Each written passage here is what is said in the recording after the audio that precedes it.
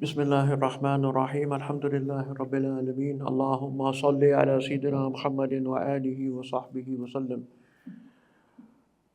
ربنا سبحانك لا علم لنا إلا ما علمتنا إنك أنت العليم الحكيم اللهم لا علم لنا إلا ما علمتنا إنك أنت العليم الحكيم اللهم سبحانك لا علم لنا إلا ما علمتنا إنك أنت العليم الحكيم وصلى الله على سيدنا محمد وآله وصحبه وسلم الحمد لله رب العالمين آمين Assalamu alaikum wa rahmatullahi wa barakatuh. So, welcome to those who have come back from to part 2, inshallah. Hopefully you've all either were here last time or caught up with the part 1, so I won't repeat all of the stuff from last time, inshallah.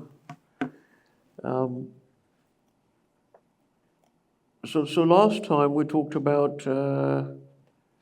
the Dajjal, al-Masih al-Dajjal, the false Messiah, and we talked about Dabatul Ard, the beast that is mentioned in the Quran. But we didn't get time to go into Ya'juj and Ma'juj, the Gog and Magog. So that's why we've done the part 2 to just finish off the discussion, inshallah.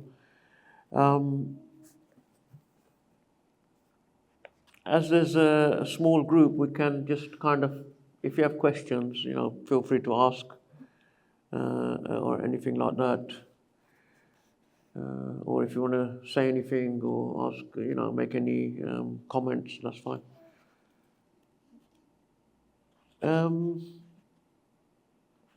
The only thing I wanted to add from last time, before we go into the Ya'juj and Ma'juj, there were a couple of things that we didn't talk about from the aspect of the Masih al-Dajjal, the false Messiah. So we can cover that. If you remember, when we talked about al-Masih al-Dajjal, we looked at what were the most authentic reports or hadiths related about this topic. Obviously, the Masih al-Dajjal is not mentioned directly, explicitly in the Quran, but mentioned in many strong hadiths which are sahih. So in the book, I have a chapter of the hadith from Bukhari and Muslim on the subject of Masih al-Dajjal. And in that chapter, I bring all of the hadiths that are mentioned in those two books, Al-Bukhari and Muslim. Obviously, the unique thing about Al-Bukhari and Muslim is that they specifically had an intention to record all the hadiths which were considered to be, by them, to be the strongest hadiths. Not that they included every single hadith that they considered to be sahih, but generally that was the intention, to record only hadith which are sahih. Obviously, the scholars wrote a lot of commentaries, and they made the point that there are hadiths which are sahih that are not in the that were not recorded in the two books.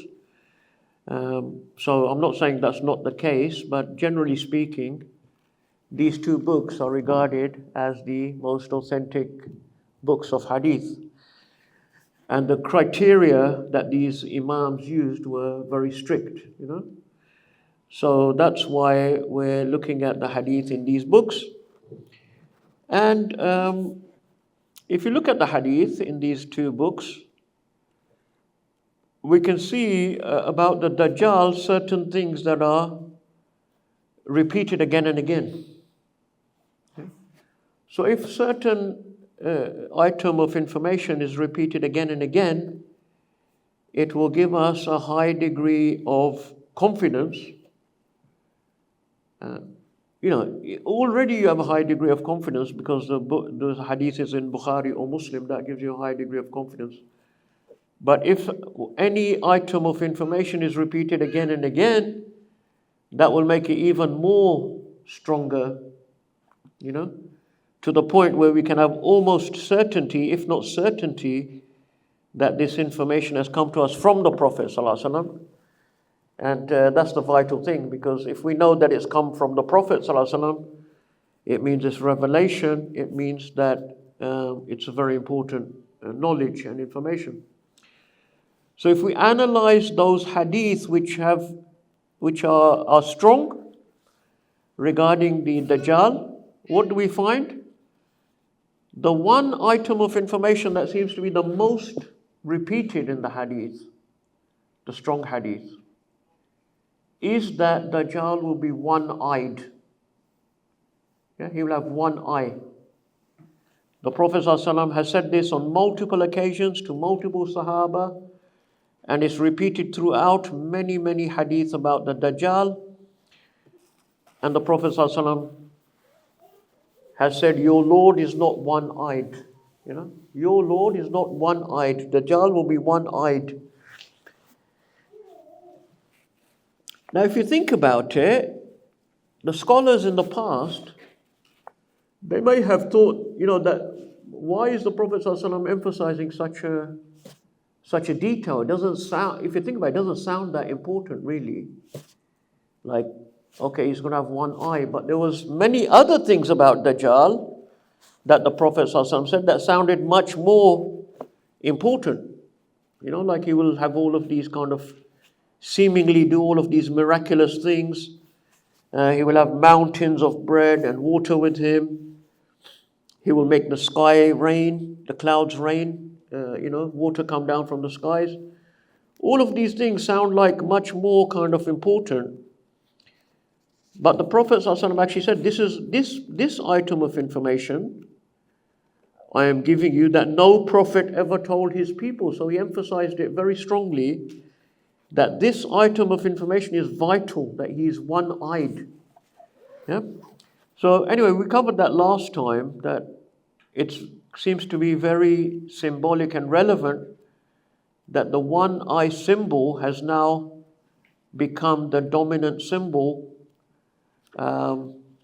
in the secretive movement of the Freemasons, but also in the seal of the United States of America, which has become the dominant superpower in the world and has literally been setting up a one world government, a one world order as they describe it. And the symbol of their on their national seal is the one eye. What's the second most repeated item of information in the Sahih? One of the most, maybe the second most repeated information is that the Dajjal will have the letters Ka, Fa, Ra written on his forehead. Yeah? Ka, Fa, Ra, which obviously in Arabic also spells kufr. But the interesting thing is that the Prophet ﷺ, in many of the narrations, he didn't say he will have kufr written on his. He said he will have kafara. Right? And then in some of the narrations, some of the Sahaba, or some of the narrators, they kind of explain it by saying, in other words, kafir. But the Prophet ﷺ specifically has split it into the three letters, kafara. So we said that United States of America is the world superpower, or the hegemonic state, as it is referred to by political scientists. And within the United States of America, you have an organization, a very, very powerful organization, which is basically responsible for setting the foreign policy agenda for the United States of America. They set in other words, how the USA deals with the rest of the world. And they have guided the United States of America to set up the one world order following World War II.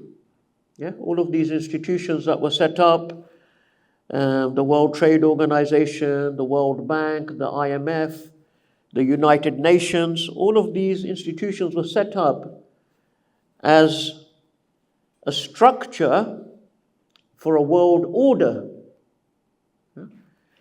The central organization guiding the development of all of these things and the foreign policy generally for the United States of America is an organization with the acronym CFR.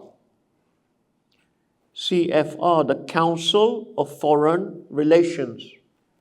Yeah, the Council on Foreign Relations. Now it's CFR, but the sound is ka, council. Yeah, council. So if we had to put it in Arabic, we would put kafara. Yeah? So once again, either we're looking at a bizarre coincidence, yeah? A bizarre coincidence that this, the Prophet ﷺ has told us that this Dajjal, Masih al-Dajjal, he will be a world ruler. Yeah? He will be a world ruler and he will be one-eyed and on his forehead will be the words kafara. Now we have, since the end of World War II, this superpower, global superpower, United States of America, with the one-eye symbol on the national seal, with an organization known as the CFR, guiding the development of a one world government.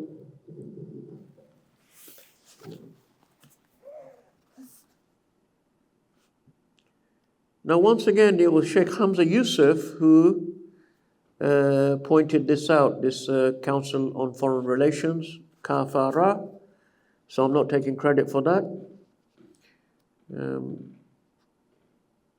I remember seeing in one, he did a talk in which he mentioned this, and which was a large number of people, and he said, the Council of Foreign Relations, Kafara, and everyone started laughing. Yeah, the audience started laughing, thinking it was kind of funny, but he wasn't joking. He was very serious about it. Yeah.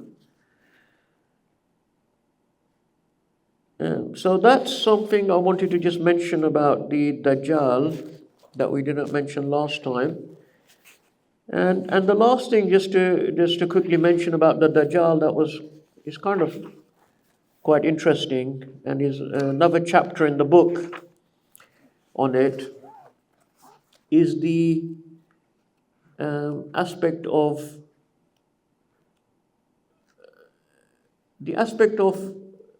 the Christian evangelical movement.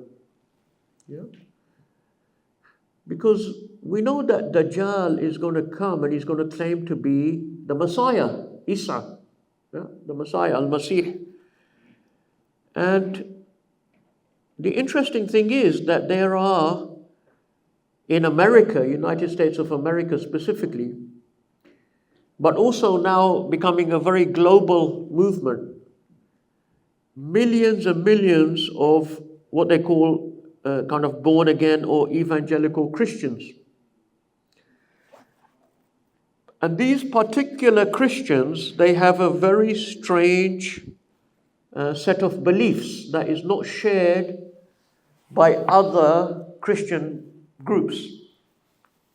Yeah? So within Christianity, if you just very roughly, if we divide up Christianity, let's say Western Christianity, into Roman Catholic and Protestant churches, right? The Protestant churches broke away from the Roman Catholic Church back in the, after Martin Luther, back in the 1500s. So you have Roman Catholic, you have Protestant. And then amongst the Protestant churches, which split into many different churches, you have a certain percentage that are known as evangelical groups. Yeah? Now, these evangelical groups are the ones that we're interested in. They've developed this very strange doctrine just in the last approximately 150 years, known as dispensationalism. Yeah? And the evangelical Christian churches, especially in America, are becoming very popular, to the point where it's estimated it could be anywhere between 30 to 60 million Americans today belong to these churches.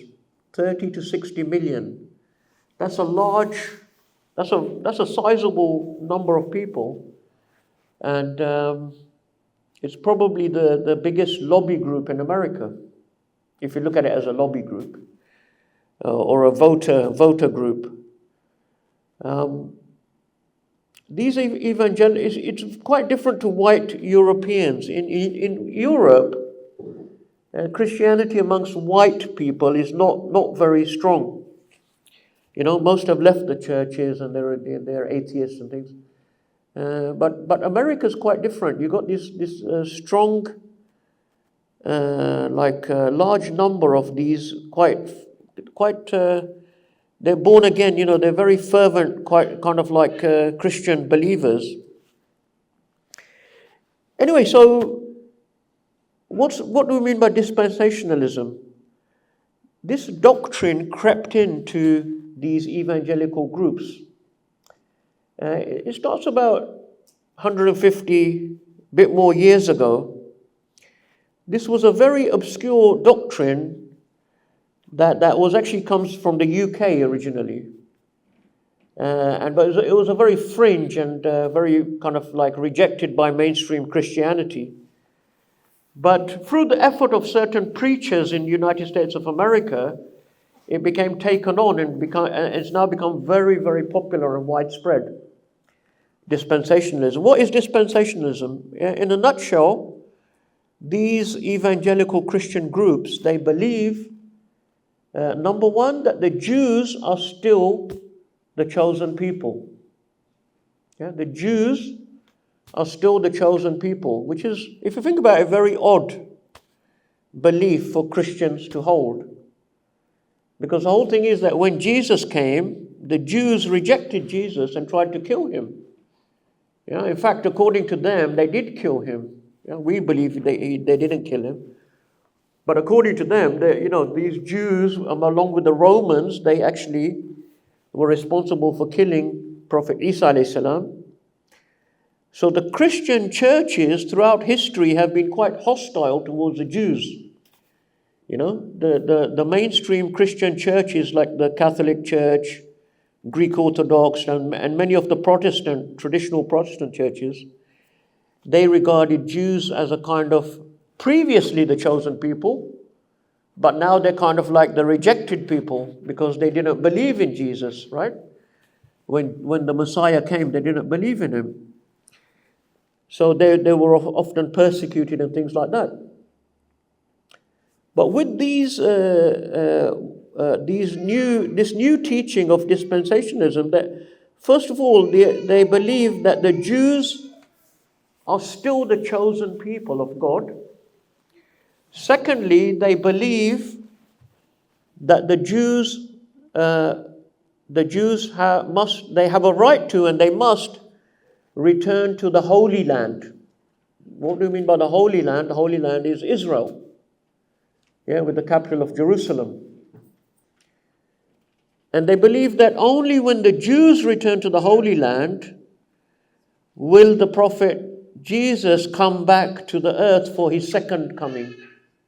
Remember, Christians believe that Jesus will come back in the second coming towards the end of time.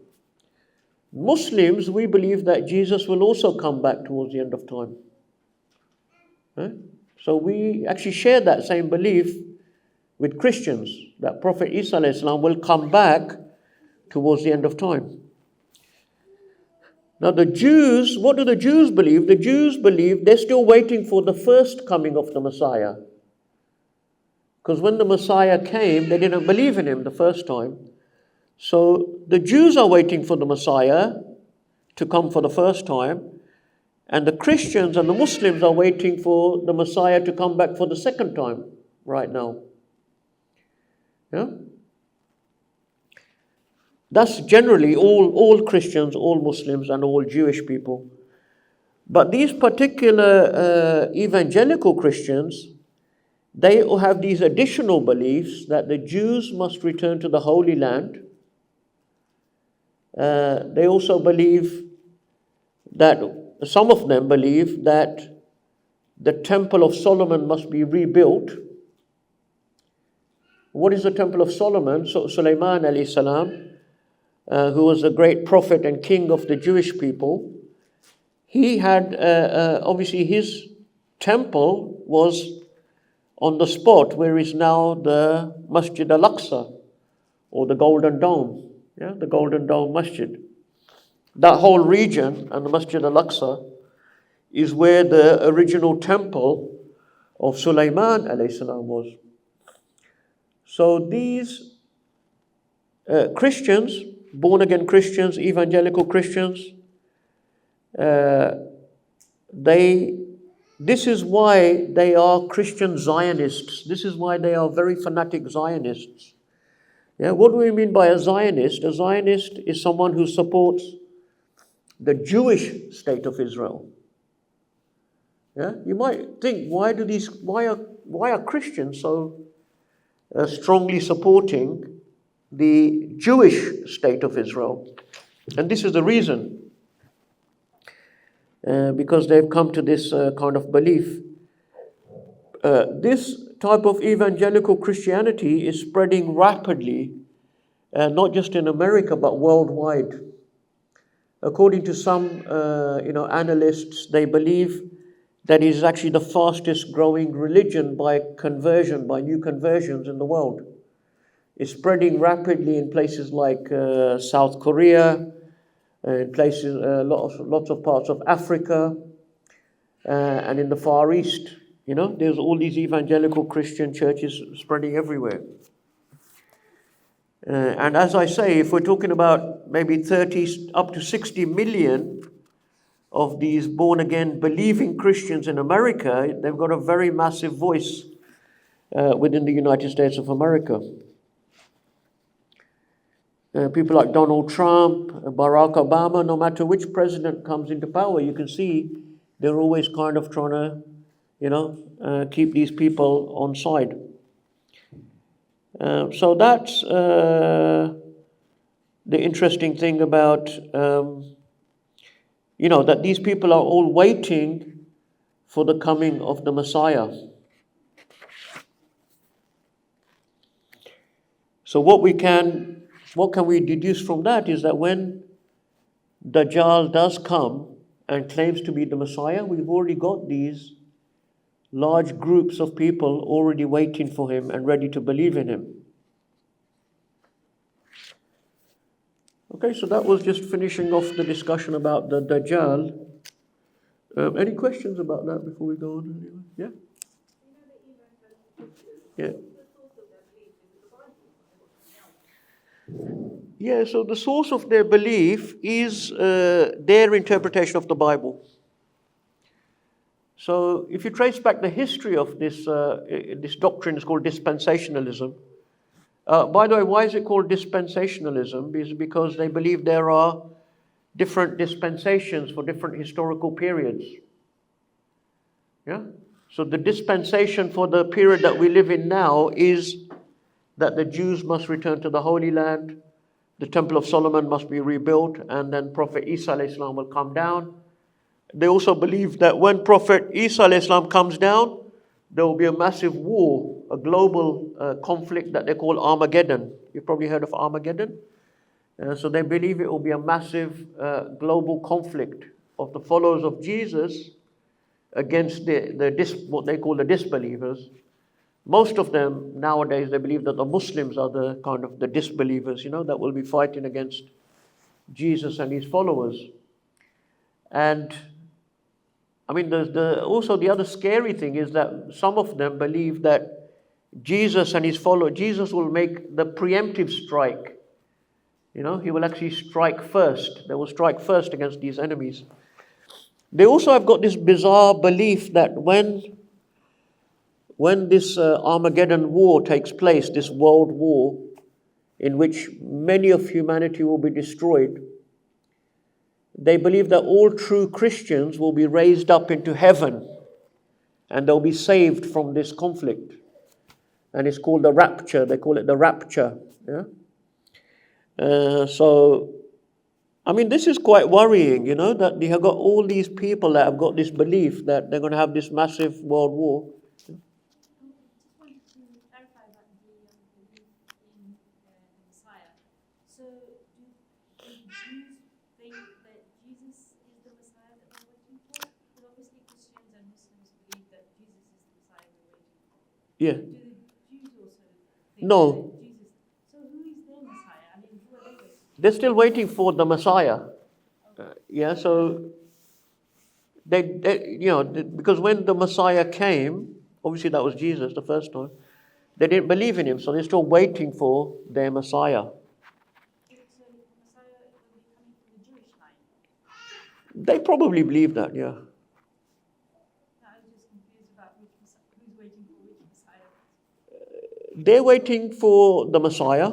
Who it will be, we don't know, but presumably when Dajjal comes and claims to be the Messiah, they will also believe in him, some of them, or many of them. So yeah. So so dispensationalism comes from, if you trace its roots, it goes back to England and certain preachers that developed this idea that the Jews remain the chosen people. That was the key belief, and it was very fringe. You know, for a couple of centuries, it was very fringe type of doctrine. But then somehow, I mean, one of the main reasons why it became very widespread in America is they say is the Schofield Reference Bible. So the Schofield Reference Bible is they say the most popular commentary on the Bible today. It's called the Schofield Bible. And Schofield was one of those people that believed in this doctrine, and he introduced it into his commentary on the Bible. So yeah, the roots of it is the Bible itself, but it's their interpretation of the Bible. Any other questions about Dajjal? Okay, so and then we talked about the beast. I think we covered most of the important things, so I won't go into that again. So we'll go on to what we're going to talk about today, about the Yajuj and Majuj, the Gog and Magog. Now, the Gog and Magog is one of the major events or the major signs that is mentioned explicitly in the Quran and mentioned in some hadith. I mean, most of those hadith are weak, but some are not, some are strong. But the Quran refers to the Yajuj and Majuj, which is obviously very significant, you know. So if something is mentioned in the Quran, and they're mentioned in two places in the Quran explicitly. One is towards the end of Surah Al-Kahf, and one is just one ayah in Surah Al-Anbiya. In Surah Al-Kahf, there is kind of like a few ayahs about them. Yeah, and then in Surah Al-Anbiya, there's just one ayah, or you could say two, about the Yajuj and Majuj. So, obviously, we want to know, what does the Quran say about the Yajuj and Majuj? And then we link that to the hadith which are strong, that we can rely upon to get, reliable knowledge. And then we can look at the weaker hadith, no harm in that, to get additional information and points of interest. But we have to just remember and bear in mind that those hadith are weaker, so that's just part of the analysis.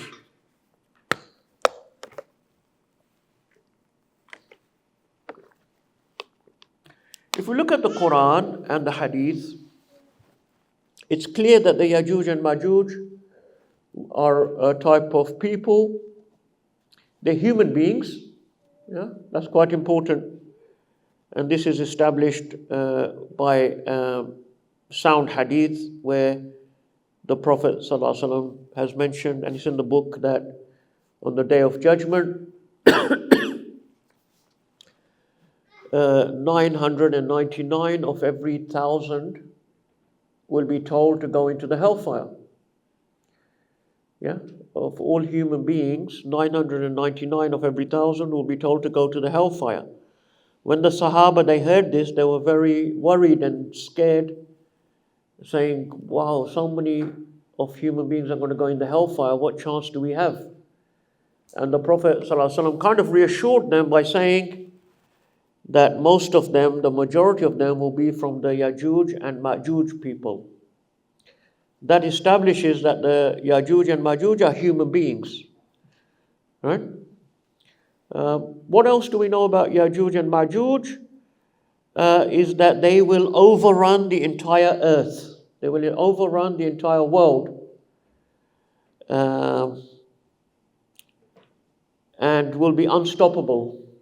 Yeah? They will be given such a power that no one can stop them, no one can defeat them.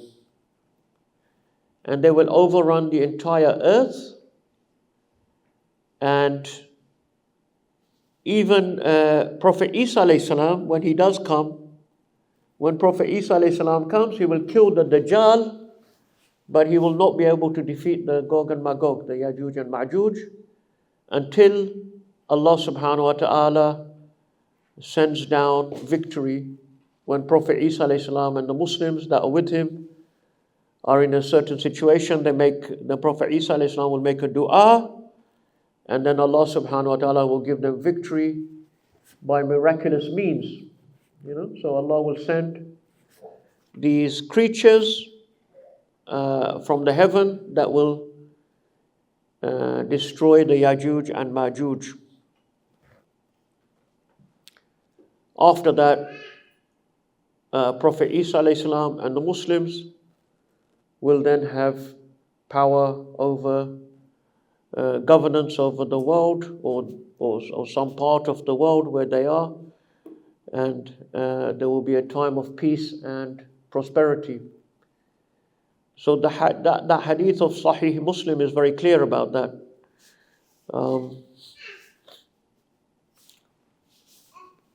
And that will be literally towards the end of time. So there will be a period of time when Prophet Isa alayhi salam, he rules over a new Dar al-Islam, and he will rule according to the Quran and the Sunnah, not according to a new teaching or a different teaching. And when the time comes, it says in the Sahih al-Muslim, Allah subhanahu wa ta'ala will send a certain breeze, like and all the souls of all the believers will be taken away. In other words, that will be the end of any believers upon the earth. And after that, only disbelievers will live upon the earth. And then the last day, the hour will come upon them after whatever period of time that Allah wills. So that's kind of like in the hadith. What does the Quran tell us? The ayahs in Surah Al-Anbiya, they make clear that the Yajuj and Majuj will spread through every part of the earth. وَهُمْ مِنْ كُلِّ حَدَبٍ يَنْسَلُونَ. They will come down from every elevated place. In other words, they will spread around the entire world. What do the ayahs of Surah Al-Kahf tell us about Yajuj and Majuj? If you read the story of Dhul Qarnayn in Surah Al-Kahf, you can see what the Quran tells us. So Dhul Qarnayn lived at a time we don't know when. Yeah? Some people in the tafsir, they've got certain theories about who he could have been. But some people said Alexander the Great. Other people have said Cyrus the Great, who was a Persian, kind of big Persian emperor. But none of those really stand up to historical scrutiny now. Like if we look at the Quran, what it tells us about Dhul Qarnayn is first of all, he's a believer in one God. Some people, there's a difference of opinion whether he was a prophet or whether he was a righteous man.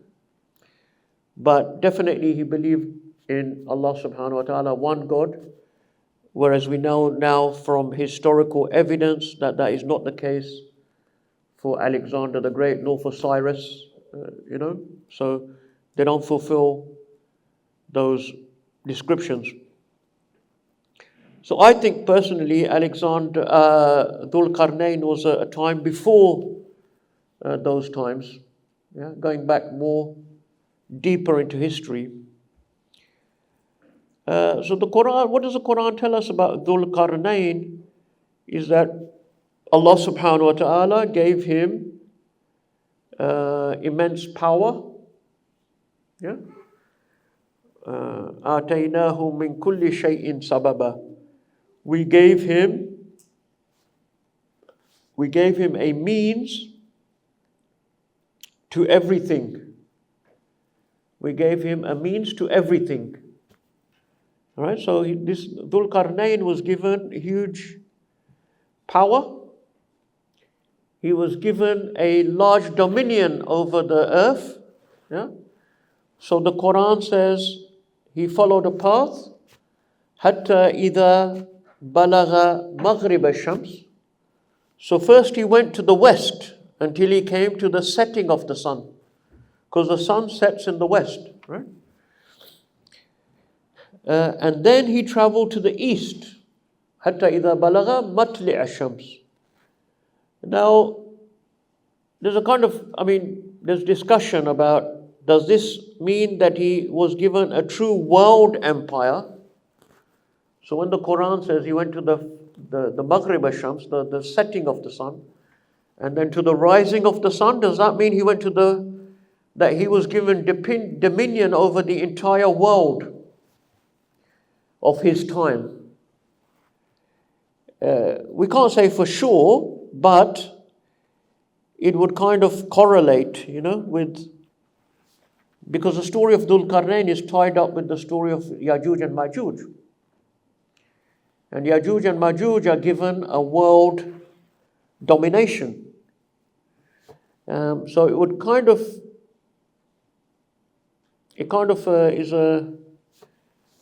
would be a correlation there, that Dhul Qarnayn was given a world domination, but he practiced it in a righteous way, according to guidance from Allah subhanahu wa ta'ala.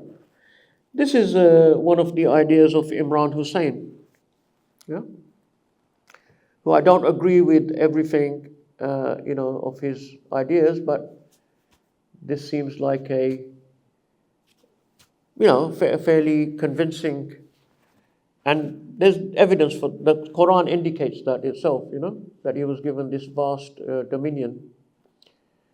So in other words, when we look at Dhul Qarnayn, the world order of Dhul Qarnayn was a world order based on divine guidance and justice.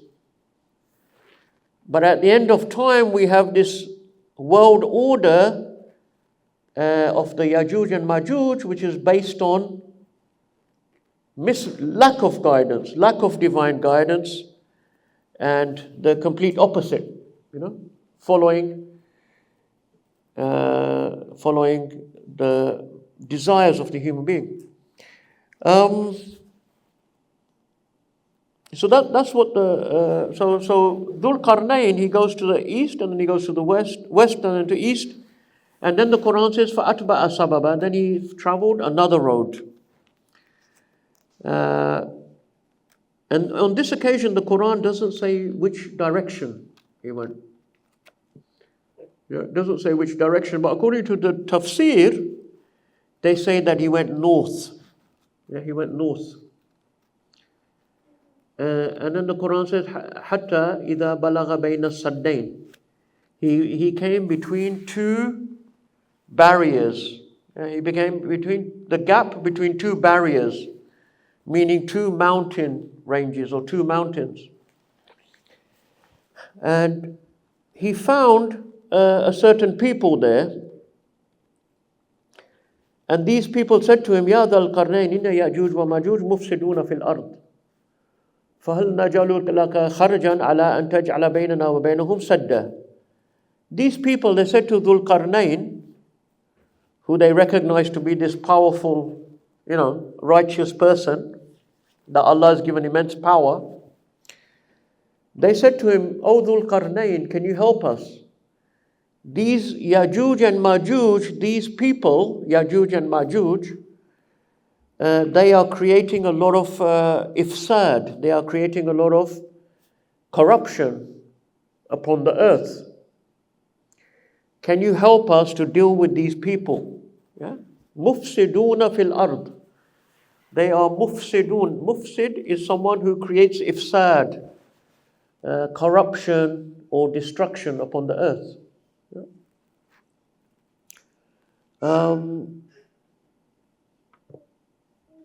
So Dhul Qarnayn, and they even offer him money. They say to him, look, if you can help us with these people, then we will give you an annual payment, just for your help. So Dhul Qarnayn, he says to them, I don't want the money. I don't need your money. Allah has given me plenty. But I will help you. Because why? Because Dhul Qarnayn is a righteous man. He's a righteous leader, a powerful leader. He may have had large armies with him. We don't know. The Quran doesn't say. But he recognizes that this is something that needs to be done. These Yajuj and Majuj people, they're very, there's some problem with these people. And if they're not restrained, they will spread their corruption and destroy the earth. So what does he do? He says to those people, he says, help me. We will build a massive barrier. We will build a massive barrier to prevent them from coming into your lands. So then the Quran describes how the barrier is built from iron. Yeah, it's built from iron, literally bayna sadafain. The iron barrier is built between the two.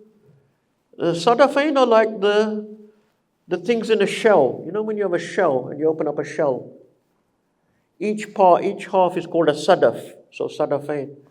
So some type of, mountain pass or whatever.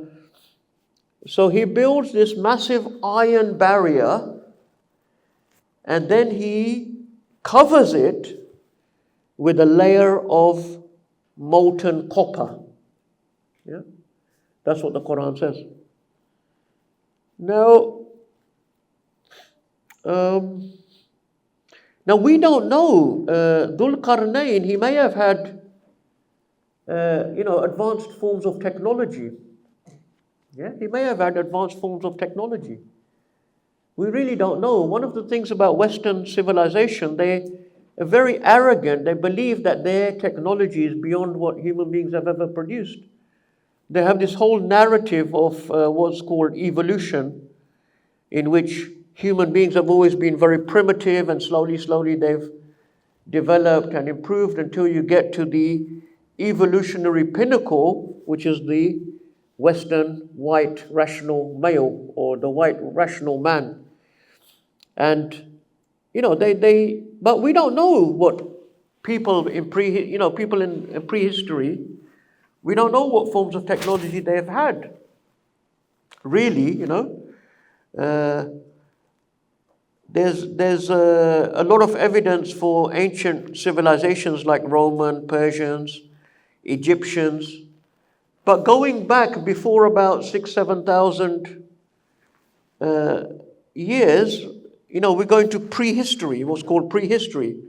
The whole point of prehistory means there's hardly any, there's no written evidence. No one really knows what was happening, what human beings were capable of, and things like that. So, because the Quran says, آتَيْنَاهُ مِن كُلِّ شَيْءٍ سَبَبًا, we gave him a mean to everything. It's possible that Dhul Qarnayn and his followers, they had kind of means of advanced technology that that has not been seen since then. So anyway, this barrier is built, massive barrier. Maybe using some forms of advanced technology, I don't know. But the point is, the Quran says, فَمَسْتَعُوا أَن يَظْهَرُوا وَمَسْتَعُوا لَهُ نَقْبًا. Once the barrier is built, the Yajuj and Majuj people are trapped on the other side of the mountains. They can no longer come through, because of the barrier. It says in the Quran, they couldn't climb it, over it, nor could they cut through it. So they're literally trapped off from the rest of mankind.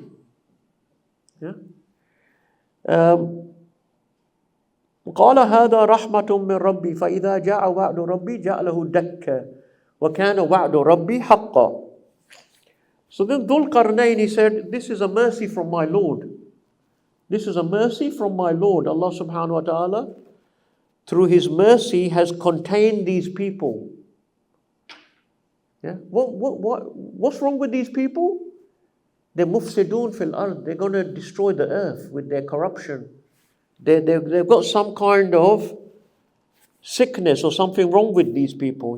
They're prone to the worst type of behavior that we can expect from human beings. So, but what does Dhul Qarnayn, he says, فَإِذَا جَاءَ وَعْدُ رَبِّي جَعَلَهُ دَكَّا وَكَانَ وَعْدُ رَبِّي حَقًّا. However, when the promise of my Lord comes to pass, he will destroy this barrier. He will bring down the barrier. So they will be released. وَكَانَ وَعْدُ رَبِّي حَقًّا. Surely the promise of my Lord is true. Then what does the Quran say? فَتَرَكْنَا بَعْضَهُمْ يَوْمَئِذٍ يَمُوجُ فِي بَعْضٍ وَنُفِخَ فِي الصُّورِ فَجَمَعْنَاهُمْ جَمْعًا. The Quran gives this very brief, tantalizingly brief description of what will happen after the Yajuj and Majuj are released.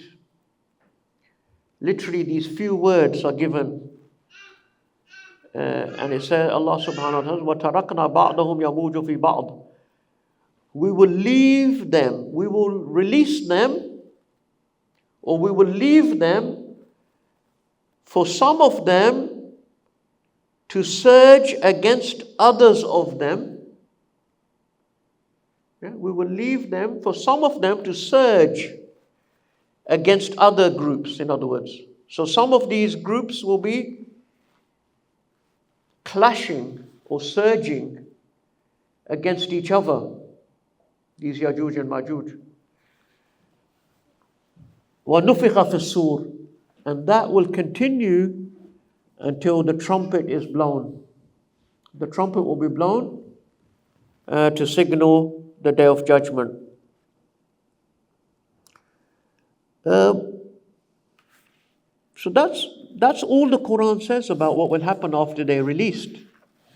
Apart from, if we go to Surah Al-Anbiya, where we have this other ayah, where Allah subhanahu wa ta'ala says in Surah Al-Anbiya, verse 95 to 97, وَحَرَامٌ عَلَى قَرْيَةٍ أَحْلَكْنَاهَا أَنَّهُمْ لَا يَرْجِعُونَ حَتَّى إِذَا فُتِحَتْ يَأْجُوجُ وَمَأْجُوجُ وَهُمْ مِنْ كُلِّ حَدَبٍ يَنْسِلُونَ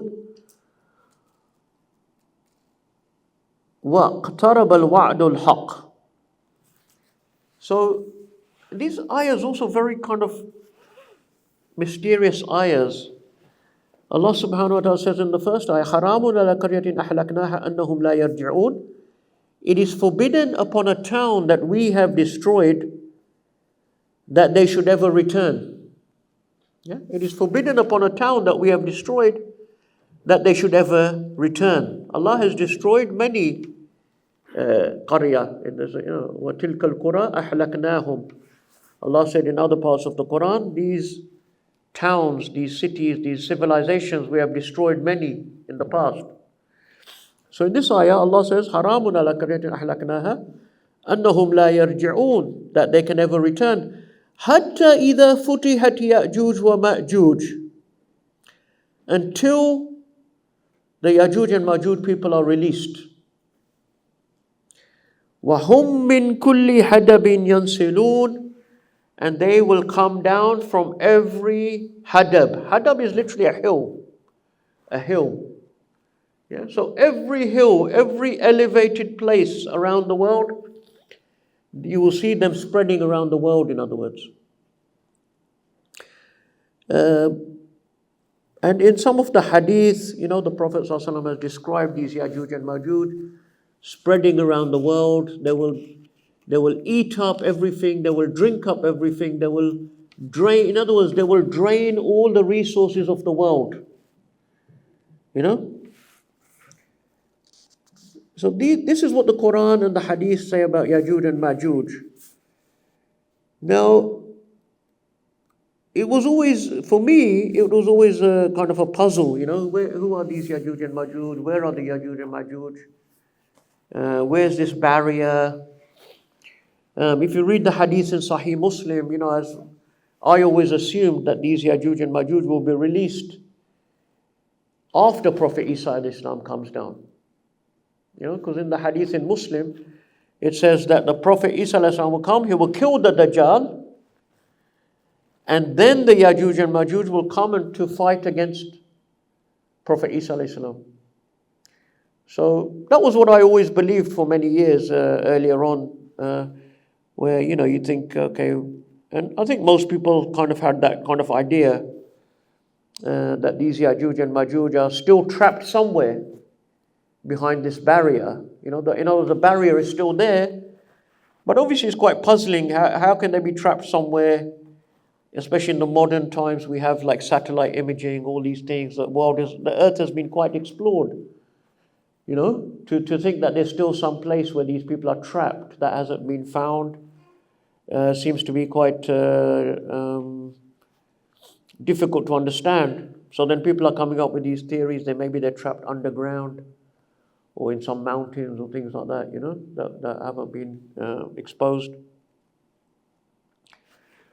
But when I came back from my studies in Syria, and came back to the UK, started teaching, one of my students, he used to come to my classes, he was an Iraqi brother.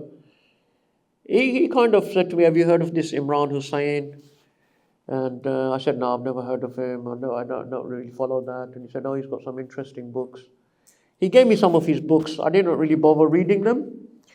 And they were just sitting on my shelf for a long time. And then, anyway, after probably some time, I just was one day just flicking through his book about, Yajuj and Majuj. And, it introduced me to this idea that the Yajuj and Majuj are the Western civilization,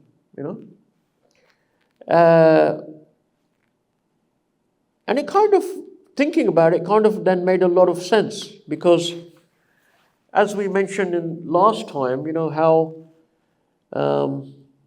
Western Europeans, the colonial empires, for the first time in history that we know, a certain people have literally spread and taken over the entire world, from the Eastern Hemisphere to the Western Hemisphere. The British Empire later on splits up into the British Empire and the United States of America. These are both the same people. Yeah, they're both the same people. They just split up into two halves, like the Roman Empire split into two halves in the past. And between the British Empire and the United States of America, they divided the entire world in half between them. The United States said, we'll take care of the Western Hemisphere, and Britain, Great Britain, the British Empire, you can have the Eastern Hemisphere. That was in the 19th century. Coming into the 20th century, we see basically, with the World War I, World War II, we see that the British are completely bankrupted and exhausted from those world wars. And this is where then the United States of America emerges as the one dominant global power. So it kind of made a lot of sense, especially where you look at the destruction of the environment, the use of all the sucking up of the world's resources, by what the Westerners have done in the world. They've literally, pillaged the world, dried up all the resources, this kind of aggressive capitalism, that's become globalized. And people are now talking about, the destruction of the environment, all of these things that are happening. Also that, the Prophet in the hadith, it said that they will be given such a power that no one can defeat them. If you look at the type of weapons and military, the nuclear weapons capabilities, and literally, no one can actually fight against them. So it turned, then as I developed my research on the topic, it turned out that Imran Hussein was not the first to come up, with this idea. And the idea that they've already been released is based on very, very strong hadith, which are mentioned in the books of Sahih Bukhari and Muslim and other books.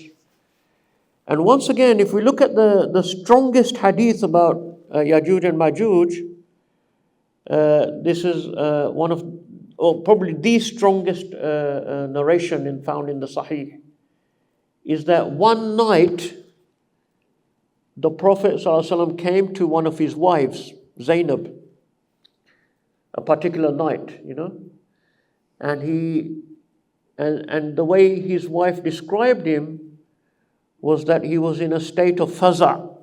The Prophet ﷺ was in a state of faza. Faza means kind of like, I wouldn't, because it was a kind of worry about something, yeah. And this was very unusual, to see the Prophet ﷺ in his state. And the Prophet ﷺ said to Zainab, this day a breach has been made in the barrier of Yajuj and Majuj. And he made a symbol like this. A breach has been made in the barrier of Yajuj and Majuj, making a symbol of a circle. In other words, like a hole. Yeah, there's a hole. Now some people assume that what the Prophet ﷺ was talking about, like a small hole, that size. But that's not necessarily the case, because when someone makes a shape, it doesn't mean it has to be that size, it means that shape. Like this, like a shape of a circle. So according to that hadith, which is extremely strong and narrated by multiple Sahaba, that the barrier of Yajuj and Majuj was breached at the time during the actual lifetime of the Prophet ﷺ. Yeah? And we can be very specific, because it means that it happened in the Medinan period, because that was when he was married to Zainab alayhi salam. So according to this, and then, people like Imam Anwar Shah Kashmiri, a great scholar of the Indian subcontinent, he also had this view that Yajuj and Majuj were released during the lifetime of the Prophet ﷺ. Yeah, the Prophet ﷺ said, today the barrier has been made in the wall, the barrier of Yajuj and Majuj. So there were great scholars before Imran Hussain that also had this opinion that the barrier of Gog and Magog was breached during the lifetime of the Prophet ﷺ. So the release of the Yajuj and Majuj began at that time. So in the book, what I do is I trace the spread of Western Europeans, starting from that time, and how they slowly moved out from Western Europe, initially through the Crusades and later on through the colonial period, to gradually, over centuries, end up by the 19th century to have created these massive world empires that literally spanning the globe. So the time, in Allah's estimation, time is measured over centuries.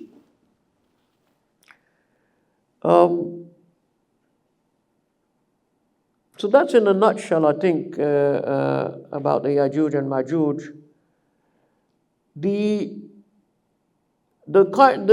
I suppose, just to finish off, the unique thing that I added to the conversation, because these ideas have come from other people, obviously. Probably the unique thing that I added to this, which Allahu Alim, Allah knows best ultimately if it's correct or not, but was the idea that the Vikings are the actual original Yajuj and Majuj people that were trapped behind this barrier. Yeah. So before I published this, I published this initially in an article about 15 years ago or so, which I also shared with Imran Hussain.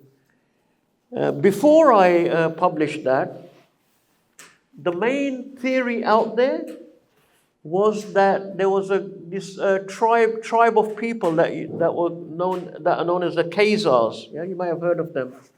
The Khazars. This was a kind of Turkic tribal group that lived near the Caucasus Mountains, to the north of the Caucasus Mountains. And the predominant theory, which Imran Hussain believes, but also people before him, like Ahmad Thompson, I mentioned last time, Ahmad Thompson was one of the students of Sheikh Murabit, and associated with Sheikh Hamza at one point or another. He also, I'm assuming Imran Hussain got it from them, because they were talking about it back in the 1980s, about the Khazars. So the Khazars, they were a group of Turkic tribal type of people that lived, if you imagine the map of the world, the Caucasus Mountains are between the Black Sea and the Mediterranean, the Black Sea and the Caspian Sea, right? So basically north of what is today Iraq and Iran, north of that area, you have these mountains, and it was thought or believed that the barrier of Dhul Qarnayn was built somewhere in those mountains to trap on the other side this Khazar tribe. The thing about the Khazar tribe, that after Islam came, after the Muslims came on the scene, and the spread of the Islamic empire, the Khazar people, they converted to Judaism. Yeah, so this whole tribe converted to Judaism. And Because on one side they had the Muslims, and on the other side they had the Greek Romans. Yeah. For some reason, whatever, probably political reasons, the leader of this particular Turkic tribe decided to convert to Judaism. So normally you can't convert to Judaism. Yeah, Judaism is supposed to be something you can only be born into. Yeah, that's one of the things that some sects amongst the Jews, they don't believe you can convert to become a Jew. You have to be born from a Jewish mother, specifically a mother, not a father. You have to be born to a Jewish mother to be a Jew. That's what many Orthodox Jews believe. Some of them nowadays, they do allow conversion and things like that. But anyway, this Khazar tribal people, they converted to Judaism. So they're not part of the genetic Judaism. And then what happened over several centuries, they slowly drifted into Eastern Europe. Yeah, they settled in parts of Russia, what is today Poland and Eastern Europe. And they were known as the Ashkenazi Jews. Yeah? Ashkenazi Jews. You had another kind of group of Jewish people that lived in Spain, which was Islamic Spain, known as the Sephardic Jews. These are actual descendants from Bani Israel, like genetic, bloodline Jewish people. The Ashkenazi Jews are in Eastern Europe. The Sephardic Jews are in Islamic Spain and other places around the world. And, anyway, the point is that the Ashkenazi Jews, they drift across Eastern Europe and they drift into Western Europe as well. So they settle in places like Germany, they come into England, France, all of these Western European countries. You then get these Ashkenazi Jews. Eventually, they're amongst the main group of migrant Jews that go to the United States of America from Western Europe, So you've heard of, the influence of the Jewish lobby and the Jewish communities in America. A lot of these are Ashkenazi Jews. So the theory was, before I came up with this theory of the Vikings, the theory was that the Khazars may have been Yajuj and Majuj. They were trapped behind this barrier somewhere in the Caucasus Mountains. They converted to Judaism, they spread into Europe, they've gone into America, they've become they're controlling America, the Jewish financiers and bankers and all these things. I kind of didn't understand that theory from day one because, number one, if you look at the Khazar people, even if there was a barrier in the mountains, but there was no barrier on any other side. So they could wander around wherever they wanted to. Number two,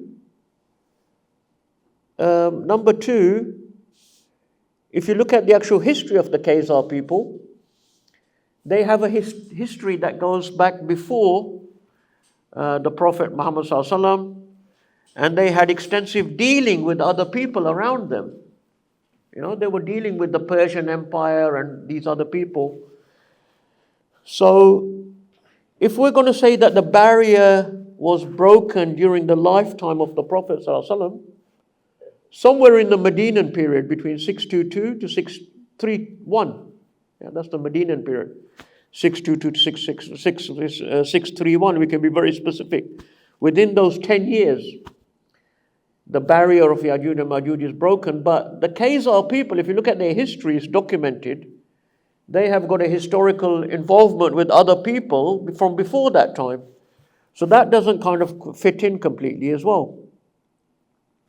Anyway, if you look at the Vikings, I'm not going, because we're short of time, I'm going to wind up. So I'm not going to go into the whole, but if you read the book, you'll see the whole kind of background, how I came to these conclusions and everything.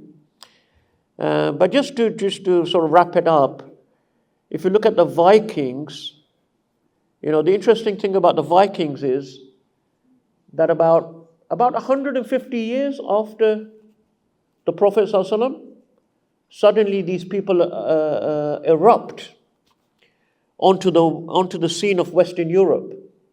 Yeah? They suddenly come out of nowhere from the farthest northern land, which is Scandinavia. Yeah? And the Yajuj and Majuj, even according to Christian sources, will come from the farthest north. Yeah, it says that in the Bible, they'll come from the farthest north. In our sources, it also says in the tafsir that Dhul Qarnayn, he traveled north. Yeah? And so there's a lot of evidence from our sources that these people will be from the far north. If you look at where the Vikings came from, it's literally from the farthest northern country that human beings can actually inhabit on the world. Yeah? That level of northern latitude, you can't live in those conditions unless you have, the other countries that are of that latitude, they're like covered in snow. They're basically only Eskimos and people like that can live there. But Norway is slightly moderated in its temperature, yeah? Because of various environmental factors which we won't go into. So literally, the Vikings, they came from the most northern part of the world. Number two, they suddenly erupt and start coming out in these ships. And they start settling and invading many lands of Western Europe, especially Great Britain, but also France, other parts of Northern Europe. They also go into Russia and all these surrounding countries. And for about 250 years, nearly 300 years, this is known in Western Europe as the Viking Age. Yeah, these Vikings are spreading everywhere. They're pouring out of Scandinavia. No one knows where they've suddenly come out of. And the timing of it is exactly according to what we would expect, because this starts happening after the death of the Prophet ﷺ. Yeah? So these Vikings, they spread around Western Europe. Their favorite place is England and Scotland and Ireland. They settle in these places. And their descendants in northern France, they're called Normans, the Northmen, in other words, because they come from the north. Normans is a shorthand of saying Northmen. The Normans then, over generations, they start spreading throughout the whole of Europe. And as you know, the Normans actually invade England in 1066. So these are also descendants of the Vikings. And from there we can see, they spread around Western Europe. And from Western Europe, eventually, they start setting out to form the colonial empires. And over a period of these centuries, we can see this steady expansion of these people around, taking over more and more parts of the world. And wherever they go, they are creating great ifsad, great corruption, what we call kind of greed capitalism, draining the world's resources, and creating this type of ifsad. So that, I guess, just to wrap up, is my kind of little contribution to this idea that if we say Yajuj and Majuj have been released, they are originally, Western Europeans that have spread their empires throughout the whole entire world, and they've literally become a people that no one can fight against because of the type of technological weaponry and things that they have. Ultimately, then, if that is true, they will only be defeated by the dua of Prophet Isa alayhi salam when he comes down and he kills the Dajjal.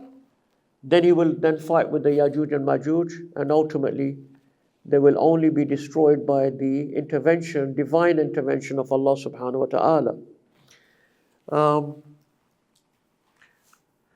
So that's, I think, the kind of summary. Obviously, the book goes into a lot more detail on all of those things. I've seen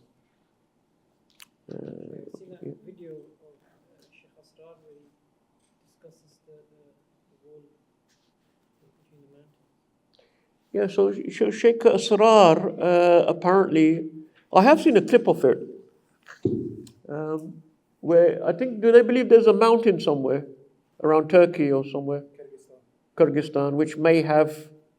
It's a description of Yeah. mountain, sort of metal and stuff, and there's a lot of heavy metal stuff there in that area. And then, So they believe they might be trapped inside the mountain. yeah.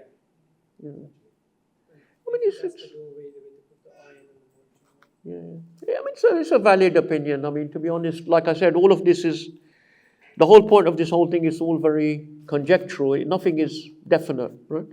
We might find out Yajuj and Majuj might come after 1,000 years. Allah Alim. I'm not going to be one of those people who starts claiming, oh, this is correct and this is definitely true. Yeah, you have to be humble, and these are. But for me, what I've described seems to fit a lot of the description and the science. If they're still trapped under a mountain somewhere now, I don't know. It's always possible. You can't say it's not possible. But to me, I mean, I don't know how are they living under the mountain? Like, what are they eating, drinking?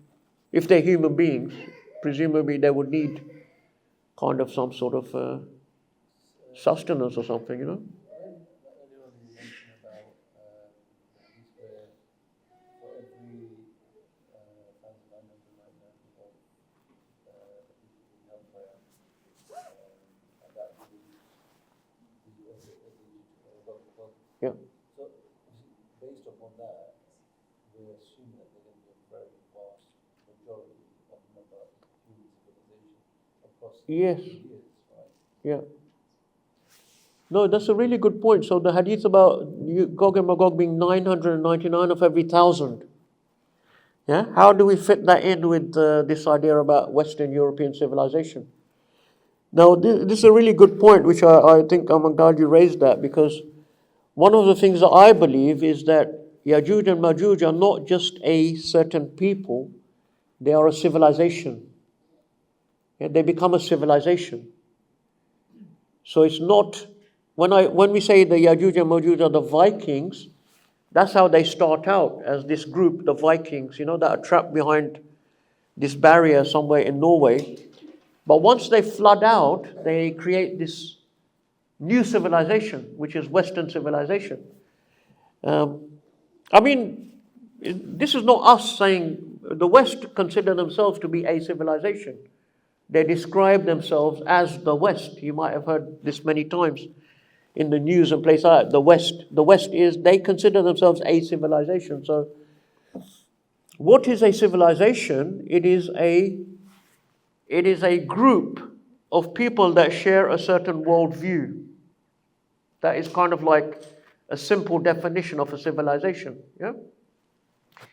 In my mind, this is what I also discuss here, is that in Arabic it's what we call ummah. Ummah. Yeah, because in Arabic we have an idea of ummah, and this is in the Quran, and the Prophet ﷺ talked about the the different civilizations that went before us. So there's definitely such a thing as an ummah, right? And it's not just the Muslim ummah. There's different ummahs before us as well.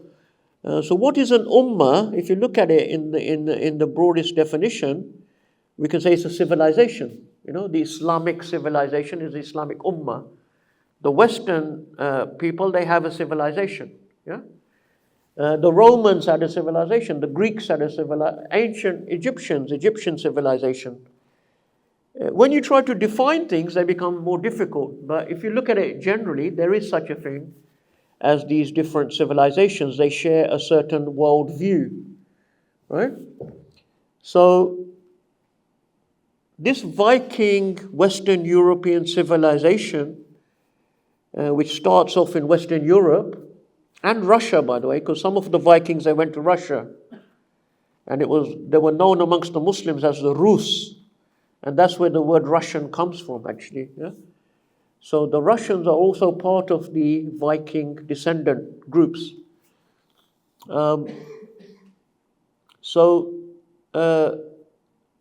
Once this civilization starts spreading around the world, other people can join that civilization, other racial groups, let's say. So I actually believe that now there's only two civilizations left in the world today. There's Western civilization and there's Islamic civilization. I don't think there's any others. The Japanese, Chinese, the Hindus, they're all Western. They've all fully embraced Western kind of worldview, attitudes. They may have their local kind of beliefs or whatever, but if you look at, Indian people, for example, none of them really seriously believe in Hinduism. Like, how can you even believe in something like that, They're basically Westernized, they're Western people. I think the true civilization today is the Islamic civilization, because it represents a true different worldview to the West. The Western civilization is now globalized. There's no Chinese civilization, there's no Japanese. They have their local customs, but in worldview, they are Western, right? So that then makes sense of the fact, because the other thing we know about, today's world, there is more human beings living today than have ever lived throughout the whole of history, if you add them all up. Or something like that. If you look into it a bit deeply, because the population has grown exponentially, right? So today we have got 7 billion human beings on the earth. If you add up all the human beings that lived in history, is less than how many people are alive today. So therefore, then it makes sense. What the Prophet ﷺ said, if we say the Gog and Magog civilization is the dominant civilization today, and the vast majority of human beings are following that, are part of that civilization now, because it's a global civilization. And what that also means is that some Muslims may even enter into that. If we take on their worldview and we become completely secular, and Islam is, we're not, then you're basically part of that. But it also means that they can enter Islam. If you're a descendant from a Viking, it doesn't mean that you're Yajuj and Majuj if you become a Muslim. Yeah? Because any human being, if we say Yajuj and Majuj are human beings, any human being can become a Muslim. Right? So that's the other thing. The movement can also go that way. So that's I think quite important, because I don't want people to think that what I'm proposing anyway is anyway kind of a racist thing, So I don't really like this thing about white Western civilization, white European are the baddies, they're evil, they're Yajuj and Majuj. Many white people become Muslim, right?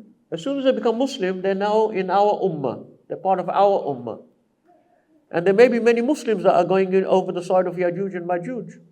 If we take on their worldview, these kind of secular Muslims, they don't really... so that's, I think, very we're not a racist people, and it's not a racist teaching. And who said Yajuj and Majuj have to be one particular race? If we think of them as a civilization, a hugely corrupting civilization, a civilization that is completely destroying the earth. And one of the really interesting things in some of the hadith, it says that the Yajuj and Majuj, they will spread and they will, around the whole earth, they will take over the whole earth, and then they will turn towards the heaven, and they will say, we have destroyed, we have killed whoever's upon the earth. Now let us turn towards the heaven. And we see now, you can see Western civilization literally saying we want to go and settle down on Mars, on the moon. We've finished with the earth now. There's nowhere else to take over. We've taken over everything. So they're literally turning towards the heaven. So that's interesting as well. Yeah. So is it known, I don't know if you discussed it earlier now, but the identity of Dhul-Qarnayn, where was he, who was he, what empire was he from? Because there's like a few ideas out there, whether he's Alexander the Great or Cyrus the Great. Yeah. What's our take on it? Yeah, we mentioned that before. Like in many of the tafsir, it says, Dhul Qarnayn, Alexander the Great. But what we know from modern archaeological historical evidence, it doesn't make sense because Alexander the Great was a polytheist. He was a mushrik. He claimed to be God himself. This is pretty much historical fact now. And we know that Dhul Qarnayn was a righteous man. He may have been a prophet, but definitely he believed in one God. So the Alexander theory doesn't hold up to historical fact. And the tafsir was not taken from the Prophet ﷺ or the Quran. It was taken from Jewish and Christian sources by the Muslims. Similarly, the theory about Cyrus the Great. If you look at Cyrus the Great, if you read his biography, he kind of had the similar things about, worshipping different gods and things like that. So I personally don't believe it was Alexander the Great or Cyrus the Great. I believe it was before that time. And I believe he was, someone that Allah may have given very advanced technology as well. Because the Quran says, آتَيْنَاهُ مِن كُلِّ شَيْءٍ سَبَبًا. We gave him a mean to everything. Kulli shay. A means. Sabab. Yeah? Because Western civilization seems to think that it's the most advanced civilization ever. Human beings have never got to this, But is that really true? So it kind of makes sense of if we're saying that there's this kind of theme that Dhul Qarnayn had a world order, but a just world order, a world order based on divine guidance, a divine order which doesn't destroy the earth, in other words. And then it's contrasted with the Gog and Magog world order, who are mufsidun, they're completely destroying the earth. It would kind of make sense that he also had that advanced technology, but he used the advanced technology in a way that doesn't destroy the environment, in an ethical and, in a way that it should be used. That's the other aspect. But the only thing I can say is that if the Viking theory is correct, then Dhul Qarnayn must have not been later than 9,000 BC, or more than 11,000 years from now, before now. So you think it was pre-flood? Not pre-flood, no. Because the flood is way ancient, Biblically, they count it 8,000 years from. Oh yeah, not the Bible. You can't trust the Bible on dates. Right. They're very out, massively out. In terms of civilization, we can go as back to what Babylonians and Indus Valley. Yeah. So it has to be amongst those guys, right? Possibly. Those type of ancient civilizations, they go back to normally around about 5,000 BC. Yeah, around about 5,000 BC. I'm saying it could be up to 9,000 BC because. Yeah, and the reason for the 9,000 BC is because geologically, Norway, that land, before that time was complete ice. So no humans could have lived there. Only after 9,000 BC, the ice melted and it became a habitable land. So if the Viking theory is correct, which obviously we don't know, but it's just a theory, if it is correct, then it must be from after 9,000 BC. But possibly before even the ancient Egyptians and all that. I find it interesting because the Jews asking that question to the Prophet ﷺ, that's when we hear about Dhul-Qarnayn, right? Yeah. Or do we hear it before the questions actually posed about Dhul-Qarnayn? Allahu Alim. Yeah, it's a good question. I think it might have been at that point. Because in their reference, in the Bible, Cyrus the Great, he's the one who frees them from Babylonian rule. Yes. And then that's why they hold him in high regards, because though he's Zoroastrian, he has belief in the Zoroastrian religion, one God, and they believe in prophets and stuff like that. So possibly him to be a candidate for Dhul-Qarnayn, but Yeah. I don't know if there's like any sort of biographies about Cyrus the Great which are correct or not from Islamic perspective. Yeah, I mean, he did free the Jews from the Babylonian imprisonment and let them return back to Jerusalem. And he was a very just ruler. I mean, that's historically, even his enemies, everyone described him as a very just ruler. But a couple of reasons. One is, I think, from the historical evidence, there's not that much historical evidence about him, first of all, but what there is indicates that he was not necessarily monotheistic. He did have kind of these other temples, Babylonian temples that he kind of sponsored and things. But it's possible that that was not the case. But the other thing is, he wasn't obviously a true world ruler. If we're saying Dhul Qarnayn literally went to the furthest east and the furthest west, Cyrus the Great had a large empire, but it wasn't a world empire. So that would also go against it. But yeah. So you haven't mentioned the Mahdi. Is that because the evidence was Yeah, the Mahdi, I don't go into the Mahdi at all. Primarily, as you say, because most of the hadith about Mahdi are weak.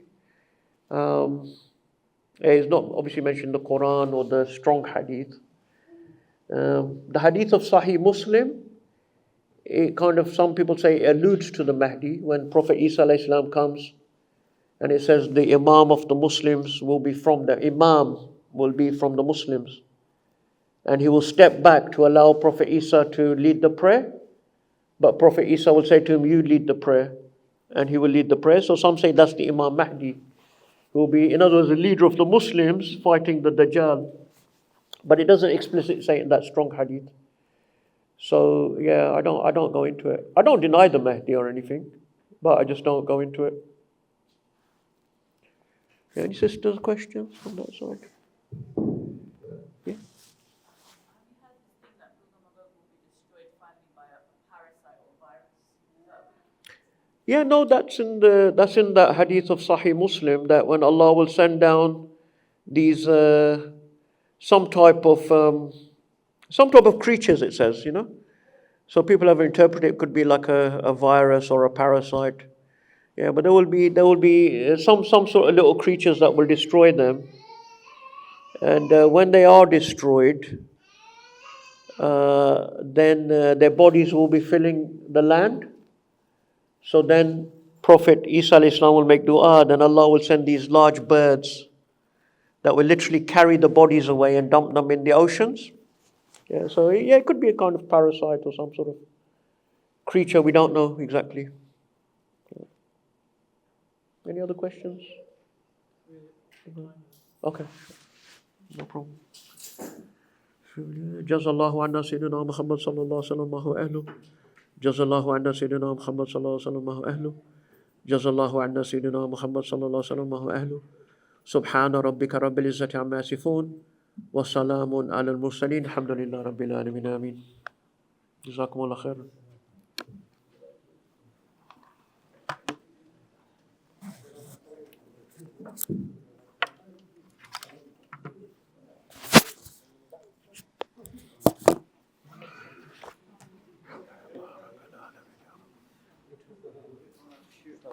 Alaikum salam. How you doing? Okay, you can work.